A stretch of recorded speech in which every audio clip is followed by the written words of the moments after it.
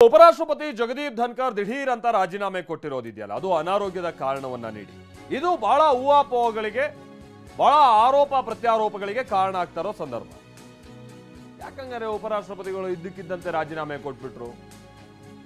ನಿನ್ನೆ ನೋಡಿ ರಾಜ್ಯಸಭೆಯಲ್ಲಿ ಬಂದಿದ್ದಾರೆ, ಅವರು ಕೂತ ಚೇರಲ್ಲಿ ಕೂತು ಎಲ್ಲ ಆಲಿಸಿದ್ದಾರೆ. ಎಲ್ಲ ಪ್ರಕ್ರಿಯೆಗಳು ನಿನ್ನೆ ಕಾನೂನಾತ್ಮಕ ರೀತಿಯಾಗಿ ಏನು ನಡೆಯುತ್ತೋ ಅದೇ ರೀತಿಯಾಗಿ ನಡೆದಿದೆ, ಅಂದ್ರೆ ನಿಯಮದ ರೀತಿಯಾಗಿ ನಡೆದಿದೆ ಎಲ್ಲವೂ ಕೂಡ. ಅದಾದ ನಂತರ ಏನಾಗ್ಬಿಡ್ತು ಸಂಜೆ 4:30 ನಂತರದಲ್ಲಿ ದಿಢೀರಾಗಿ? ಇದು ಈಗ ಕೆಲವರನ್ನ ಕಾಡ್ತಾ ಇರುವಂತ ಪ್ರಶ್ನೆ. ಹಾಗಾದ್ರೆ ಜಗದೀಪ್ ಧನ್ಕರ್ ರಾಜೀನಾಮೆ ಬಗ್ಗೆ ಈಗ ಉಂಟಾಗ್ತಾ ಇರುವಂತ ಅನುಮಾನಗಳೇನು, ಊಹಾಪೋಹಗಳೇನೇನು, ವಿಪಕ್ಷಗಳು ಇದನ್ನ ಹೇಗೆ ಪ್ರಶ್ನೆ ಮಾಡ್ತಾವೆ, ಬನ್ನಿ ರಿಪೋರ್ಟ್ ಅಲ್ಲಿ ನೋಡ್ಕೊಂಬೋಣ. ಉಪರಾಷ್ಟ್ರಪತಿ ಸ್ಥಾನಕ್ಕೆ ಜಗದೀಪ್ ಧನ್ಕರ್ ದಿಢೀರ್ ರಾಜೀನಾಮೆ. ರಾಷ್ಟ್ರ ರಾಜಕಾರಣದಲ್ಲಿ ಸಂಚಲನ ಸೃಷ್ಟಿಸಿದ ಧನ್ಕರ್ ರಾಜೀನಾಮೆ. ಧನ್ಕರ್ ರಾಜೀನಾಮೆ ತೆರೆ ಹಿಂದೆ ಏನೋ ನಡೆದಿದೆ ಎಂದ ವಿಪಕ್ಷ. ನಿನ್ನೆಯಷ್ಟೇ ಸಂಸತ್ ಮುಂಗಾರು ಅಧಿವೇಶನ ಆರಂಭ ಆಗಿತ್ತು. ಮೊದಲ ದಿನವೇ ಉಪರಾಷ್ಟ್ರಪತಿ ಜಗದೀಪ್ ಧನ್ಕರ್ ನೀಡಿರುವ ರಾಜೀನಾಮೆ ಭಾರೀ ಸಂಚಲನ ಸೃಷ್ಟಿಸಿದೆ. ಜಗದೀಪ್ ರಾಜೀನಾಮೆ ಬೆನ್ನಲ್ಲೇ ವಿಪಕ್ಷಗಳು ಸಾಕಷ್ಟು ಅನುಮಾನ, ಹಲವು ಪ್ರಶ್ನೆಗಳನ್ನ ಎತ್ತಿವೆ. ನಿನ್ನೆ ಇಡೀ ದಿನ ರಾಜ್ಯಸಭೆ ಕಲಾಪ ನಡೆಸಿಕೊಟ್ಟ ಉಪರಾಷ್ಟ್ರಪತಿ ಜಗದೀಪ್ ಧನ್ಕರ್ ರಾತ್ರಿ ಆಗ್ತಿದ್ದಂತೆ ದಿಢೀರ್ ಅಂತ ರಾಜೀನಾಮೆ ಕೊಟ್ಟಿದ್ದಾರೆ.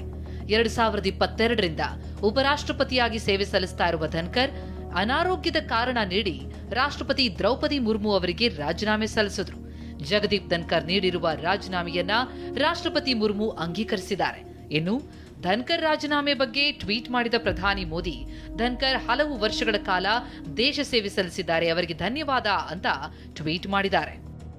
ವಿಷಯ ಅಂದ್ರೆ 11 ದಿನಗಳ ಹಿಂದಷ್ಟೇ ನಾನು 2027ರ ವೇಳೆಗೆ ನಿವೃತ್ತಿ ಹೊಂದಲಿದ್ದೇನೆ ಅಂತ ಖುದ್ದು ಧನ್ಕರ್ ಕಾರ್ಯಕ್ರಮವೊಂದರಲ್ಲಿ ಹೇಳಿದ್ರು.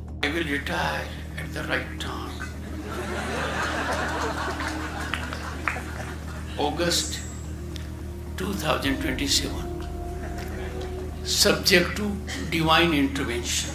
ಹೀಗೆ ಹೇಳಿದ್ದ ಧನ್ಕರ್ ದಿಢೀರ್ ರಾಜೀನಾಮೆ ಕೊಟ್ಟಿದ್ಯಾಕೆ? ನಿನ್ನೆ ಇಡೀ ದಿನ ರಾಜ್ಯಸಭೆ ಕಲಾಪ ನಡೆಸಿದ್ದ ಧನ್ಕರ್ ರಾತ್ರಿ ರಾಜೀನಾಮೆ ನೀಡಿದ್ದೇಕೆ? ಇದು ಹಲವು ಪ್ರಶ್ನೆಗಳನ್ನ ಹುಟ್ಟುಹಾಕಿದೆ. ನಿನ್ನೆ ರಾಜ್ಯಸಭೆಯಲ್ಲಿ ವಿಪಕ್ಷಗಳು ಪಹಲ್ಗಾಮ್ ದಾಳಿ ಚರ್ಚೆಗೆ ಅವಕಾಶ ಕೋರಿ ಘೋಷಣೆ ಕೂಗಿ ತೀವ್ರ ಗದ್ದಲ ಸೃಷ್ಟಿಸಿದವು. ಆಡಳಿತ ಪಕ್ಷದ ಸದಸ್ಯರಿಗೆ ಮಾತ್ರ ಅವಕಾಶ ಕೊಡ್ತೀರಾ, ವಿಪಕ್ಷದವರಿಗೆ ಚರ್ಚೆಗೆ ಅವಕಾಶ ಕೊಡ್ತಿಲ್ಲ ಅಂತ ಆರೋಪಿಸಿದ್ರು. ರಾಜ್ಯಸಭೆಯಲ್ಲಿ ತೀವ್ರ ಗದ್ದಲ ಏರ್ಪಟ್ಟ ಹಿನ್ನೆಲೆ ಜಗದೀಪ್ ಧನ್ಕರ್ ನೇತೃತ್ವದಲ್ಲಿ ಬಿಎಸಿ ಮೀಟಿಂಗ್ ನಡೆದಿತ್ತು. ಆದರೆ ಧನ್ಕರ್ ನೇತೃತ್ವದ ಬಿಎಸಿ ಸಭೆಗೆ ಜೆಪಿ ನಡ್ಡಾ ಮತ್ತು ಕಿರಣ್ ರಿಜಿಜು ಗೈರಾಗಿದ್ರು. ಅಲ್ಲದೆ ಇವತ್ತು ಮಧ್ಯಾಹ್ನ 1 ಗಂಟೆಗೆ ಮತ್ತೆ ಸಭೆಯನ್ನು ಕರೆದಿದ್ರು. ಇದಕ್ಕೂ ಮುನ್ನ ರಾಜ್ಯಸಭೆಯಲ್ಲಿ ಮಲ್ಲಿಕಾರ್ಜುನ ಖರ್ಗೆ ಮಾತನಾಡಿದ ಬಳಿಕ ಜೆಪಿ ನಡ್ಡಾ ಆಡಿರುವ ಮಾತುಗಳಿಂದಲೂ ಧನ್ಕರ್ ನೊಂದಿರಬಹುದು ಎನ್ನಲಾಗ್ತಿದೆ. ಉಪರಾಷ್ಟ್ರಪತಿ ಧನ್ಕರ್ ರಾಜೀನಾಮೆಯ ಹಿಂದೆ ಮತ್ತೊಂದು ಆಯಾಮದ ಬಗ್ಗೆ ರಾಜಕೀಯ ವಲಯದಲ್ಲಿ ಚರ್ಚೆಯಾಗ್ತಾ ಇದೆ. ಜಡ್ಜ್ ಮನೆಯಲ್ಲಿ ಕೋಟಿ ಕೋಟಿ ಹಣ ಸಿಕ್ಕಿದ ಪ್ರಕರಣ ಸಂಬಂಧ ವಿಪಕ್ಷಗಳು ನಿನ್ನೆ ಹಕ್ಕುಚ್ಯುತಿ ಮಂಡಿಸಿದ್ವು. ಹಕ್ಕುಚ್ಯುತಿ ನೋಟಿಸ್ ಸ್ವೀಕರಿಸಿದ ಧನ್ಕರ್ ಜಸ್ಟಿಸ್ ಯಶವಂತ್ ವರ್ಮಾ ವಿರುದ್ಧ ಕ್ರಮ ಕೈಗೊಳ್ಳುವಂತೆ ರಾಜ್ಯಸಭಾ ಕಾರ್ಯದರ್ಶಿಗೆ ಸೂಚಿಸಿದ್ರು. ಜಗದೀಪ್ ಧನ್ಕರ್ ನಡೆ ಕೇಂದ್ರ ಸರ್ಕಾರದ ಕಣ್ಣು ಕೆಂಪಗಾಗಿಸಿದೆ ಅಂತ ಮೂಲಗಳಿಂದ ತಿಳಿದು ಬಂದಿದೆ. ಬಳಿಕ ಕೇಂದ್ರ ಸರ್ಕಾರದಿಂದ ಬಂದ ಒಂದು ಕರೆಯ ಬೆನ್ನಲ್ಲೇ ಧನ್ಕರ್ ರಾಜೀನಾಮೆಯ ಸುದ್ದಿಯೂ ಹೊರಬಿದ್ದಿದೆ. ಧನ್ಕರ್ ರಾಜೀನಾಮೆ ಬೆನ್ನಲ್ಲೇ ಕೇಂದ್ರ ಗೃಹ ಸಚಿವ ಅಮಿತ್ ಶಾ ತಮ್ಮ ನಿವಾಸದಲ್ಲಿ ಮೀಟಿಂಗ್ ನಡೆಸಿದ್ರು. ಈ ಸಭೆಯಲ್ಲಿ ರಕ್ಷಣಾ ಸಚಿವ ರಾಜನಾಥ್ ಸಿಂಗ್, ಜೆಪಿ ನಡ್ಡಾ ಹಾಜರಾಗಿದ್ರು. ಧನ್ಕರ್ ರಾಜೀನಾಮೆಯನ್ನ ಅಸ್ತ್ರ ಮಾಡಿಕೊಂಡ ವಿಪಕ್ಷಗಳು. ಉಪರಾಷ್ಟ್ರಪತಿ ಸ್ಥಾನಕ್ಕೆ ಜಗದೀಪ್ ಧನ್ಕರ್ ದಿಢೀರ್ ರಾಜೀನಾಮೆ ಕಾಂಗ್ರೆಸ್ ಸೇರಿದಂತೆ ವಿಪಕ್ಷಗಳಿಗೆ ಅಸ್ತ್ರ ಸಿಕ್ಕಂತಾಗಿದೆ. ಮಲ್ಲಿಕಾರ್ಜುನ ಖರ್ಗೆ ಕಚೇರಿಯಲ್ಲಿ ಸೇರಿ ಸಭೆ ನಡೆಸಿದ ಇಂಡಿ ಒಕ್ಕೂಟದ ನಾಯಕರು ಬಳಿಕ ಸಂಸತ್ ಭವನದ ಹೊರಗೆ ಬೃಹತ್ ಪ್ರತಿಭಟನೆ ನಡೆಸಿದ್ರು. ಕೇಂದ್ರ ಸರ್ಕಾರದ ವಿರುದ್ಧ ಘೋಷಣೆ ಕೂಗಿ ಆಕ್ರೋಶ ಹೊರಹಾಕಿದ್ರು.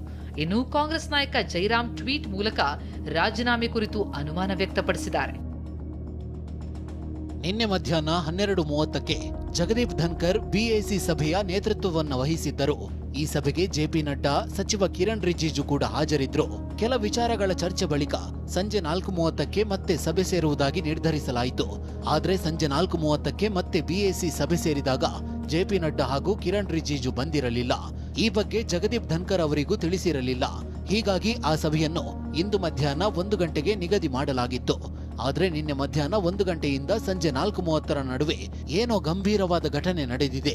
ಬಿಎಸಿಯ 2ನೇ ಸಭೆಗೆ ಜೆಪಿ ನಡ್ಡಾ ಹಾಗೂ ಕಿರಣ್ ರಿಜಿಜು ಉದ್ದೇಶಪೂರ್ವಕವಾಗಿ ಗೈರು ಹಾಜರಾಗಿದ್ದರು. ಇಂದು ಅನಿರೀಕ್ಷಿತ ಬೆಳವಣಿಗೆಯಲ್ಲಿ ಜಗದೀಪ್ ಧನ್ಕರ್ ರಾಜೀನಾಮೆ ಕೊಟ್ಟಿದ್ದಾರೆ. ರಾಜೀನಾಮೆಗೆ ಅನಾರೋಗ್ಯದ ಕಾರಣ ನೀಡಿದ್ದಾರೆ. ಈ ಕಾರಣವನ್ನು ಗೌರವಿಸಬೇಕಾಗುತ್ತೆ. ಆದ್ರೆ ಅಸಲಿಗೆ ರಾಜೀನಾಮೆ ಹಿಂದೆ ಬೇರೆಯದ್ದೇ ಕಾರಣಗಳಿರಬಹುದು. ಜಗದೀಪ್ ಧನ್ಕರ್ ರಾಜೀನಾಮೆ ಬಗ್ಗೆ ಪ್ರತಿಕ್ರಿಯೆ ನೀಡಿದ ಶಿವಸೇನೆ ಸಂಸದ ಸಂಜಯ್ ರಾವತ್ ಪರದೆ ಹಿಂದೆ ಏನೋ ನಡೀತಾ ಇದೆ ಅಂತ ಸಂಶಯ ಹೊರಹಾಕಿದ್ದಾರೆ. देखिए, मुझे इस बारे में मैं अभी कोई बात नहीं कर सकता हूँ, लेकिन पर्दे के पीछे कुछ हो रहा है, बड़ी राजनीति हो रही है दिल्ली में। राष्ट्रीय राजनीति में पर्दे के पीछे कुछ ऐसी बातें हो रही है, जल्दी सामने आ जाएगी। उपराष्ट्रपति जी का जो इस्तीफा है वो कोई साधारण घटना नहीं है, मैं मानता हूँ। जो कारण दिया है उनकी हेल्थ का मैं मानने को तैयार नहीं। वो बहुत ही स्वस्थ आदमी है, खुश मिजाज आदमी है, वैसे मैदान छोड़ने वाले आदमी तो नहीं है। ಮತ್ತೊಂದೆಡೆ ಜಗದೀಪ್ ಧನ್ಕರ್ ಸ್ಥಾನಕ್ಕೆ ಬಿಹಾರ ಸಿಎಂ ನಿತೀಶ್ ಕುಮಾರ್ ಆಯ್ಕೆ ಮಾಡುವ ಬಗ್ಗೆ ಚರ್ಚೆ ನಡೀತಾ ಇದೆ. ನಿತೀಶ್ ಕುಮಾರ್ರನ್ನ ಸಿಎಂ ಸ್ಥಾನಕ್ಕೆ ರಾಜೀನಾಮೆ ಕೊಡಿಸಿ ಉಪರಾಷ್ಟ್ರಪತಿಯನ್ನಾಗಿ ಮಾಡುವ ಪ್ಲಾನ್ ಬಿಜೆಪಿ ಹೊಂದಿದೆ ಎನ್ನಲಾಗ್ತಾ ಇದೆ. Bureau report, TV9. ಹೌದು, ನಿನ್ನೆ ನಡೆದಿರುವಂಥದ್ದು ಖಂಡಿತ ಒಂದು ಅನಿರೀಕ್ಷಿತವಾದಂತಹ ಬೆಳವಣಿಗೆ. ಅದೊಂದು ಅನಿರೀಕ್ಷಿತವಾದಂತಹ ರಾಜೀನಾಮೆ.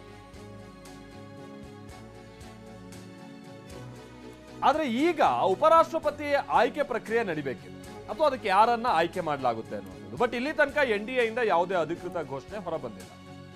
ರಾಜಕೀಯ ಪಡಸಾಲೆಯಲ್ಲಿ ಸಹಜವಾಗಿ ಒಂದಷ್ಟು ಚರ್ಚೆ ನಡೀತಿರುತ್ತಲ್ವಾ, ಆ ಚರ್ಚೆಯ ಪ್ರಕಾರವಾಗಿ ಯಾರ ಸಿಎಂ ನಿತೀಶ್ ಕುಮಾರ್ ಒಪ್ತಾರ ಅವರು, ಅಥವಾ ಅವರನ್ನ ವಿಶ್ವಾಸಕ್ಕೆ ತೆಗೆದುಕೊಳ್ಳೋ ಕೆಲಸ ಆಗಿದೆಯಾ? ಸಿಕ್ಕಿದ್ರೆ ಇನ್ನೂ ಒಂದು ಟರ್ಮ್ ನಾನೇ ಮುಖ್ಯಮಂತ್ರಿ, ಅದನ್ನ ಇನ್ನೇನು ಅವ್ರು ಗೇಮ್ ಚೇಂಜ್ ಇನ್ನೆಲ್ಲಿ ಜಂಪ್ ಮಾಡ್ತಾರೋ ಆ ರೀತಿ ಅಂತ ಚರ್ಚೆ ಆಗ್ತಾ ಇರೋ ಟೈಮಲ್ಲಿ ಅವ್ರನ್ನ ತಂದು ಕೂರ್ಸೋಕೆ ಸಾಧ್ಯನಾ? ಸಚಿವ ರಾಜನಾಥ್ ಸಿಂಗ್, ರಕ್ಷಣಾ ಸಚಿವ, ಗೊತ್ತಿಲ್ಲ, ಅವ್ರ ಹೆಸರು ಕೂಡ ಬಹಳ ಓಡಾಡ್ತಾ ಇದೆ. ವೆರಿ ಇಂಟ್ರೆಸ್ಟಿಂಗ್ಲಿ ಶಶಿ ತರೂರ್ ಹೆಸರು ಓಡಾಡ್ತಾ ಇದೆ. ಯಾರು? ಕಾಂಗ್ರೆಸ್ ಸಂಸದ ಶಶಿ ತರೂರ್ ಹೆಸರು. ಏನು ಇದು ಸಾಧ್ಯನಾ ಅನ್ನುವಂಥ ಪ್ರಶ್ನೆ ಏನು ಮಾಡಂಗಿಲ್ಲ. ಯಾಕಂದ್ರೆ ಮೊನ್ನೆ ಈಗ ಆಪರೇಷನ್ ಸಿಂಧೂರ್ ಬಳಿಕ ಕಳಿಸ್ಕೊಟ್ಟಂತ ನಿಯೋಗ, ಅದು ಹೆಡೆಡ್ ಬೈ ಶಶಿ ತರೂರ್ ನಿಯೋಗ ಕೂಡ ನಾವು ಗಮನಿಸಿದೀವಿ, ಎಲ್ಲಿ US ಹೋದಂಥದ್ದು. ಹೀಗಾಗಿ ಅವ್ರು ಬಹುತೇಕ ಕಾಂಗ್ರೆಸ್ ಪಕ್ಷದಿಂದ ಈಗ ಅಂತರ ಕಾಯ್ದುಕೊಂಡಿದ್ದಾರೆ, ಬಿಜೆಪಿ ಕಡೆಗೆ ವಾಲಿದ್ದಾರೆ, ಏನಾದರೂ ಆಗ್ಬೋದು. ಇನ್ನು ಬಿಜೆಪಿ ರಾಷ್ಟ್ರೀಯ ಅಧ್ಯಕ್ಷ ನಡ್ಡಾ, ಈಗ ಹೊಸ ಅಧ್ಯಕ್ಷರ ಆಯ್ಕೆ ನಡಿಬೇಕು. ಸದ್ಯ ಈಗ ಅವ್ರ ರಕ್ಷಣಾ ಆರೋಗ್ಯ ಸಚಿವರು, ಅವರನ್ನ ಕೂರಿಸಿದ್ರು ಅಚ್ಚರಿಲ್ಲ. ನಿತಿನ್ ಗಡ್ಕರಿ ಅವ್ರ ಹೆಸರು ಕೂಡ ಮುನ್ನೆಲೆಗೆ ಬರ್ತಾ ಇದೆ. ನೋಡೋಣ ಏನಾಗ್ಬೋದು ಅನ್ನುವಂಥ ವಿಚಾರವಾಗಿ.